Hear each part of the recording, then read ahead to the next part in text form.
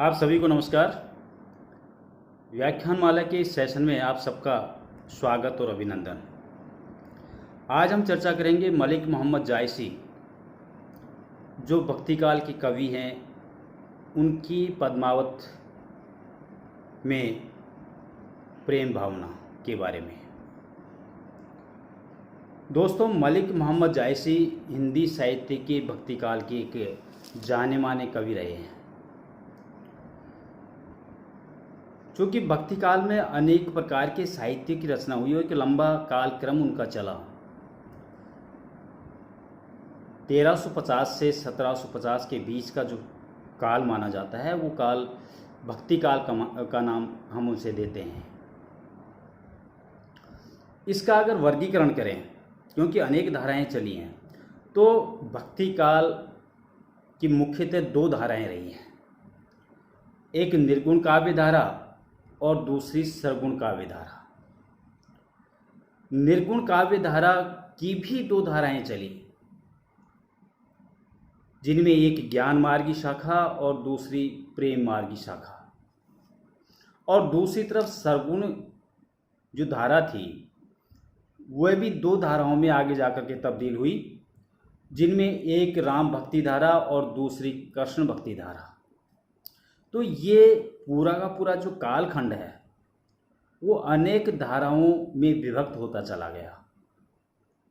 इनमें कबीरदास ज्ञान मार्गी शाखा के प्रमुख रहे, तो मलिक मोहम्मद जायसी प्रेम मार्गी शाखा के प्रमुख रहे।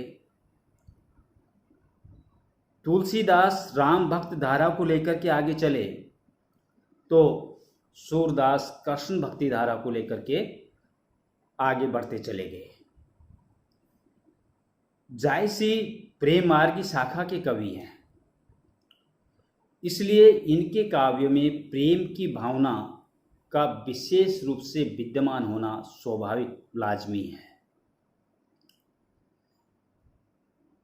दोस्तों, जायसी मुसलमान थे, पैदाइशी मुसलमान थे, और वो सूफी विचारधारा को मानते थे। और सूफियों का एक मत है कि विश्व के पीछे जो परम सत्ता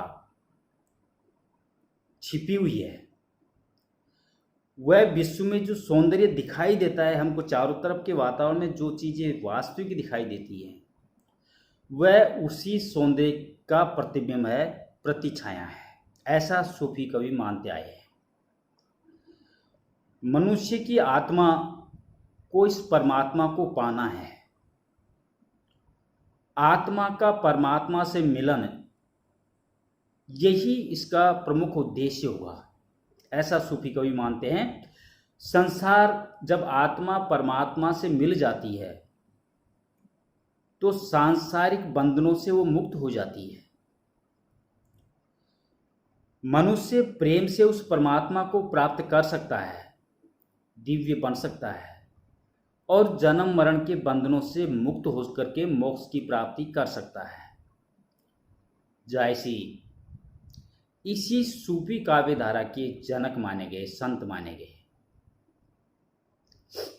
प्रेम परमात्मा को पाने और आत्म कल्याण का एक साधन है,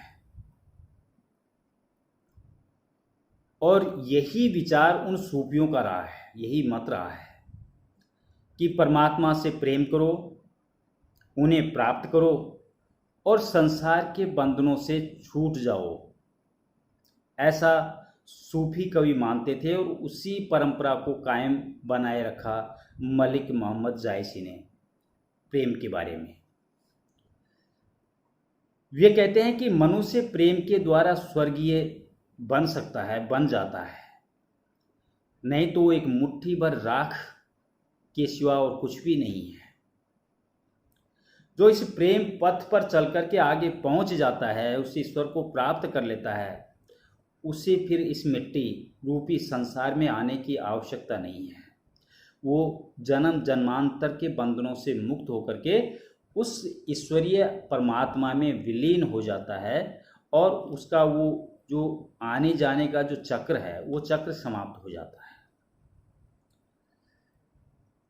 सूफी लोग उपासना या साधना से परमात्मा को प्राप्त करने की बात करते हैं। वो मानते हैं कि प्रेम के दो पक्ष होते हैं और उन दो पक्षों में एक प्रेम करने वाला होता है और दूसरा जिससे प्रेम किया जाता है। सूफी लोग परमात्मा को निराकार मानते हैं। वो मूर्ति पूजा का खंडन करते हैं। वो ये मानते हैं कि परमात्मा हर जगह विद्यमान होता है, कण कण में निवास करता है, मनुष्य की आत्मा के अंदर भी वो विद्यमान होता है। और उस परमात्मा को प्राप्त करने के लिए आत्मा अपनी रुचि के अनुसार या अपनी सुविधा के अनुसार वह चाहे तो परमात्मा को प्रियतम माने या प्रियतमा, कोई फर्क नहीं पड़ता क्योंकि दोनों को एकाकार होना है। लेकिन सूफी पारसी शैली की एक विशेषता है और पारस में ये माना गया है कि जो परमात्मा है वो परमात्मा को वे लोग हमेशा प्रियतमा के रूप में ही उनसे प्रेम करते हैं।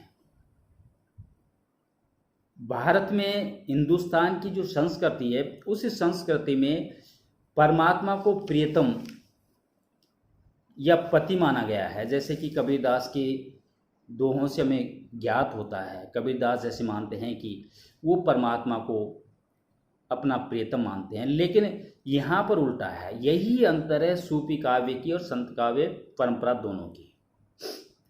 सूफी विचारधारा मैंने बताया कि एक पारस की विचारधारा है और उसके कारण पारस में परमात्मा को प्रियतमा या मासूका माना जाता है और उपासक अपने को उसका प्रेमी मानता है, उनका आशिक मानता है। परमात्मा को मासूका और अपने आप को आशिक मानता है।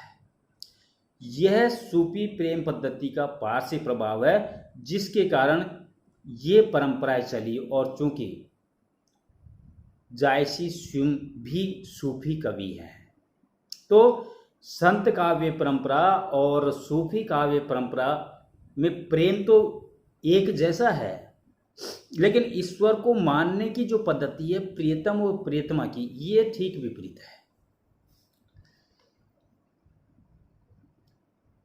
आत्मा और परमात्मा दोनों निराकार है, इनका कोई आकार नहीं है।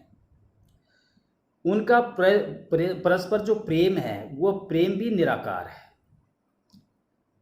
हृदय से इस प्रेम का अनुभव किया जा सकता है परंतु उसे किसी से कहा और सुना नहीं जा सकता।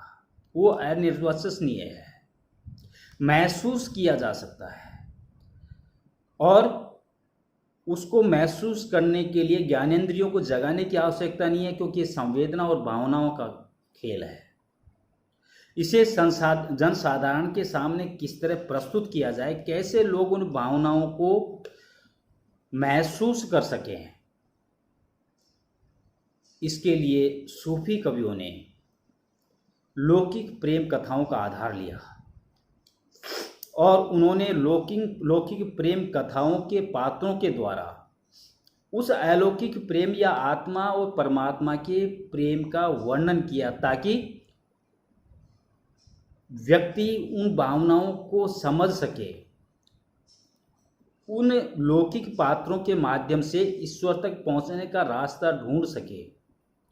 इसलिए उन्होंने लौकिक पात्रों का चयन करके अपनी बात को आत्मा और परमात्मा तक पहुंचाने का एक प्रयास किया।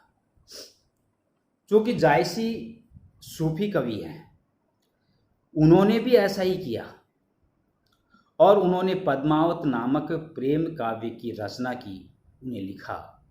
और देखने में तो पद्मावत रतन सेन और पद्मावती की एक प्रेम कथा है जिसमें रतन सेन आत्मा और पद्मावती परमात्मा का प्रतीक है। रतन सेन प्रेमी है और पद्मावती प्रियतमा है। तो जायसी की प्रेम भावना के अंदर एक विषय को नहीं लिया है, वो एक साधारण लौकिक पात्रों के माध्यम से अपनी बात को अलौकिक प्रेम तक पहुंचाने का एक प्रयास उन्होंने किया है। लोगों की भावनाओं को जगाने के लिए उन्होंने इस तरह के पात्रों को कल्पित किया, अपने साहित्य में लिया और लोगों को उस हकीकत से रूबरू कराने का प्रयास किया। अब हम जायसी की प्रेम भावना की चर्चा करते हैं, क्योंकि जायसी का जो मुख्य उद्देश्य था वो लौकिक पात्रों या लौकिक प्रेम के माध्यम से अलौकिक प्रेम को जगाना था। और इसके लिए हमें इनके जो साहित्य है उस साहित्य में दो तरह का प्रेम देखने को मिलता है। नंबर एक लौकिक प्रेम भावना और नंबर दो अलौकिक प्रेम भावना। यहां हम चर्चा करेंगे सबसे पहले लौकिक प्रेम भावना की। जायसी ने अपने पद्मावत नामक ग्रंथ में, महाकाव्य में, 3 पात्रों की प्रेम भावनाओं को उजागर करने का प्रयास किया है, जिनमें एक है रतन सेन, दूसरा है पद्मावती और तीसरा है नागमती। हम सबसे पहले चर्चा कर लेते हैं रतन सेन की प्रेम भावना की। रतन सेन पद्मावत का मुख्य नायक है, चित्तौड़ का राजा है और रानी नागमती का पति है। सिंगल द्वीप से हीरामन तोता आता है और हीरामन तोता पद्मावती के सौंदर्य का वर्णन राजा रतन सेन के सामने करता है। उस वर्णन को सुनकर के राजा पद्मावती को प्राप्त करने के लिए व्याकुल हो जाता है। इस प्रकार यहाँ राजा रतन सेन के मन में पद्मावती को प्राप्त करने की जो आकांक्षा जगी, वह शुरुआत में उनके रूप लोभ के कारण है, क्योंकि उसके सौंदर्य का बखान हीरामन तोता करता है। यहाँ पर रतन सेन पद्मावती को देखता नहीं है, सिर्फ उसके सौंदर्य का बखान सुनता है। तो शुरुआती जो प्रेम है रतन सेन का पद्मावती के लिए, वो उनके रूप लोभ का स्मरण नहीं कर पाए, उसके रूप के लोभ को सुन करके वो प्रेम की भावना जागृत होती है। परंतु जब वे अपना राजपाट त्याग करके, राजपाट की तरफ से मुंह मोड़ करके, योगी का वेश धारण करके, अनेक मार्गों और उनके बीच में आने वाले संकटों को पार करता हुआ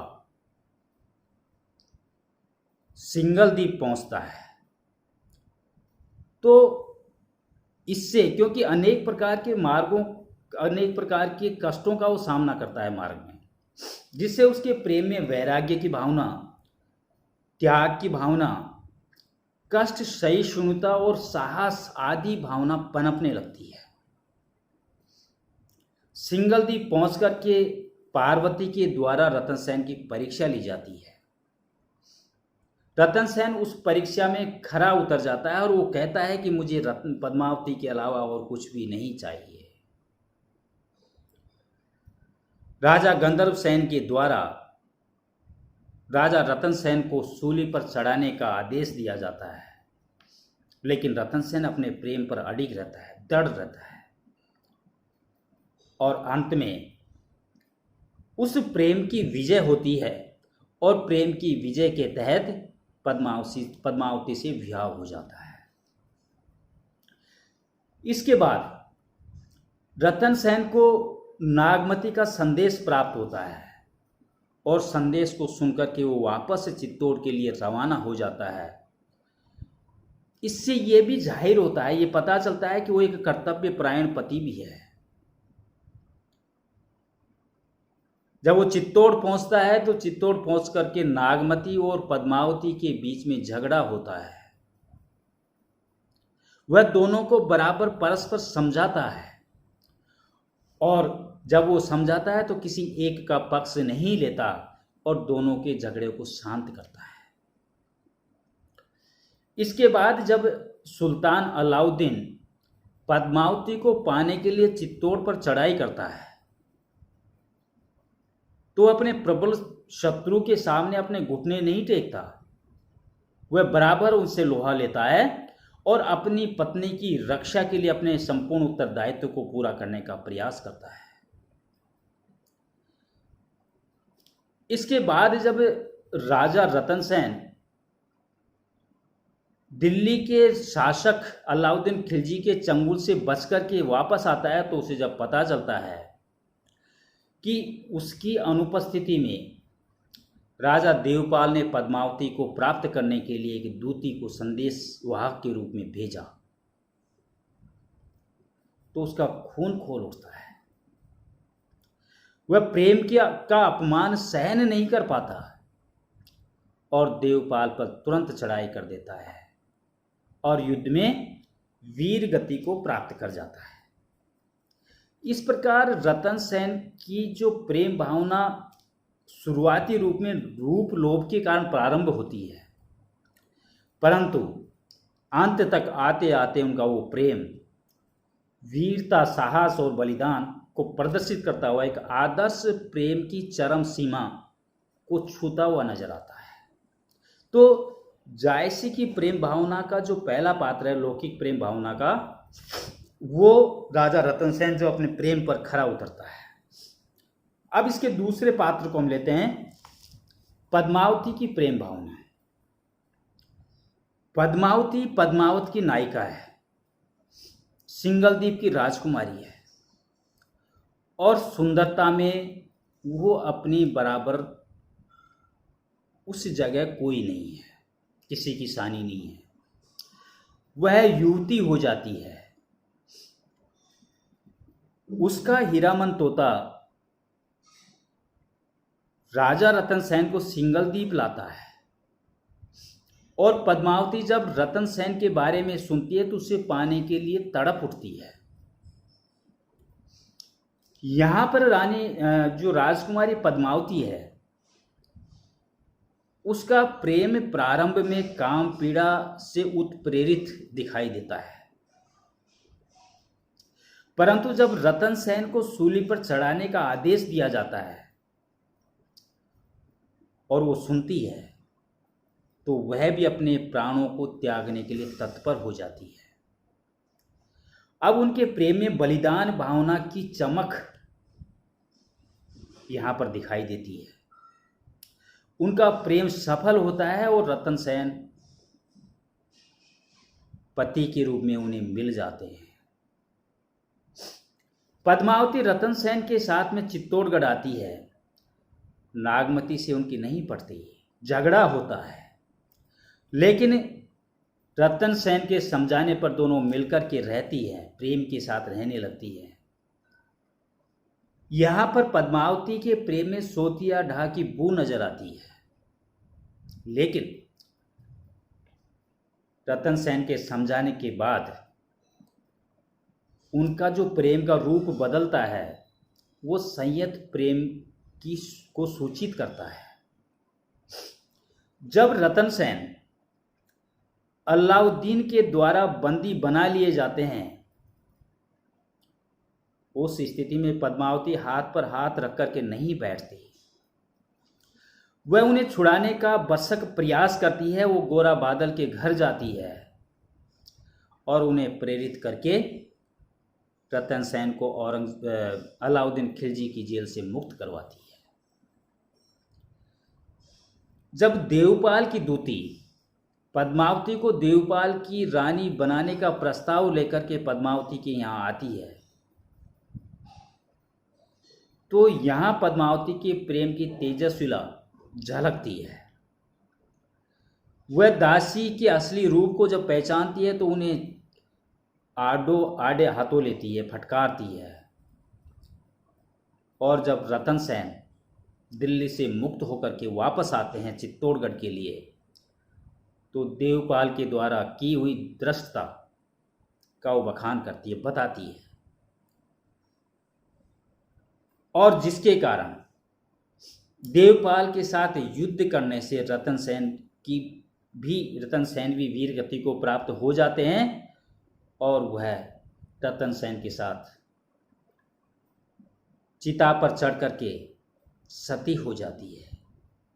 यह भी प्रेम की चरम सीमा प्रदर्शित करती है। अब इस पद्मावत का जो तीसरी नायिका नागमती की प्रेम भावना का जिक्र हम करते हैं। नागमती राजा रतन सेन की पत्नी है। उसे अपने रूप पर गर्व होता है। जब हीरामन तोता सिंगलदीप की पद्मिनी पद्मावती की प्रशंसा करता है तो वो जल भुन जाती है। यहां तक कि वो तोते को मरवाने का बंदोबस्त भी करती है। इस प्रकार शुरुआती रूप में यहाँ पर जो नागमती की झलक दिखाई देती है, उस झलक में वह रूप गर्विता और निष्ठुर हृदय की प्रतीक के रूप में नजर आती है।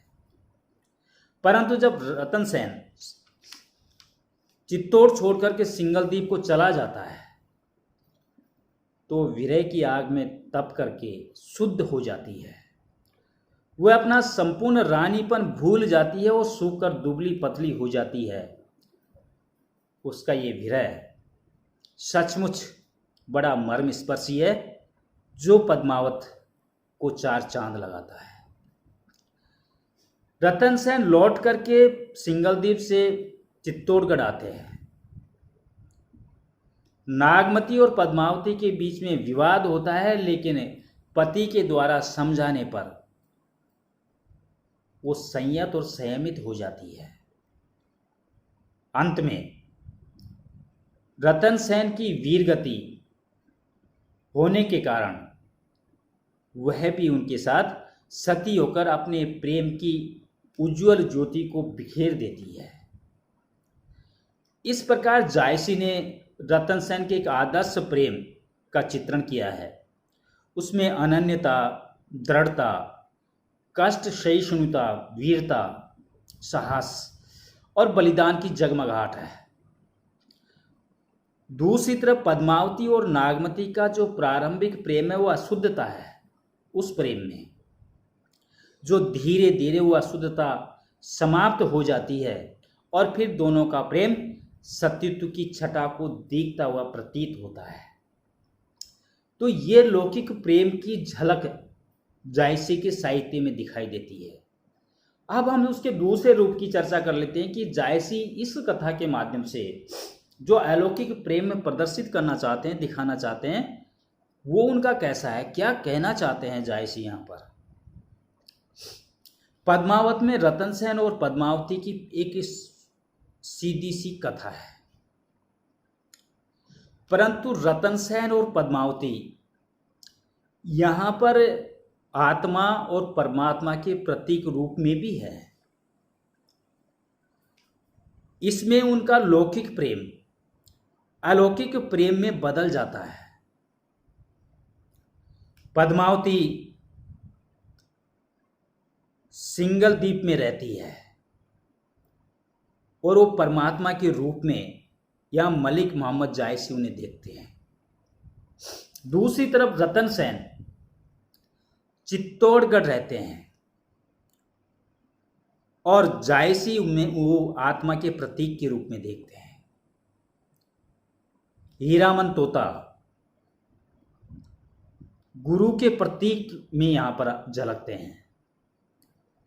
वह रतन सेन रूपी आत्मा को परमात्मा पद्मावती रूपी परमात्मा का परिचय देता है। रतन सेन रूपी आत्मा तोते रूपी गुरु के मार्गदर्शन से मार्ग में साधना करता हुआ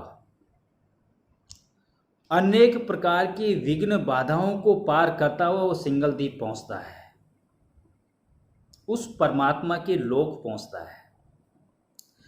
आत्मा की अंतिम अग्नि परीक्षा होती है जब रतन सेन को फांसी या सूली पर चढ़ाने की सजा दी जाती है।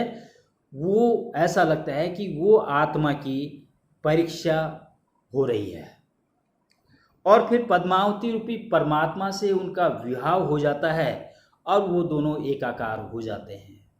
यानी गुरु के निर्देशानुसार आत्मा रूपी शिष्य संपूर्ण साधना और विकट परिस्थितियों और विघ्न बाधाओं को पार करता है, उस परमात्मा की राह में आगे बढ़ता चला जाता है और एक दिन वो आत्मा उस परमात्मा में रतन सेन पद्मावती को पा लेता है, आत्मा परमात्मा में एकाकार हो जाती है, दोनों का संगम होता है, मिलन होता है, विवाह हो जाता है और वो आत्मा हमेशा हमेशा से परमात्मा में विलीन होकर के रह जाती है।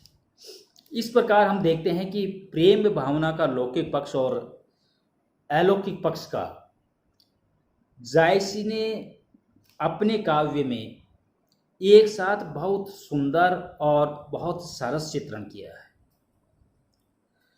उन्होंने लौकिक प्रेम भावना को अलौकिक प्रेम भावना के उच्च धरातल पर प्रतिष्ठित किया है। इसमें सूफी प्रेम भावना को भारतीय प्रेम भावना का जामा पहना कर लाया गया है। इसमें आदर्श हिंदू के दाम्पत्य प्रेम का त्याग, संघर्ष, वीरता और बलिदान से ओतप्रोत प्रेम के उज्जवल पक्ष का चित्रण किया है। दोस्तों, ये रहा मलिक मोहम्मद जायसी के पद्मावत का प्रेम वर्णन। आज बस इतना ही। नमस्कार, बाय।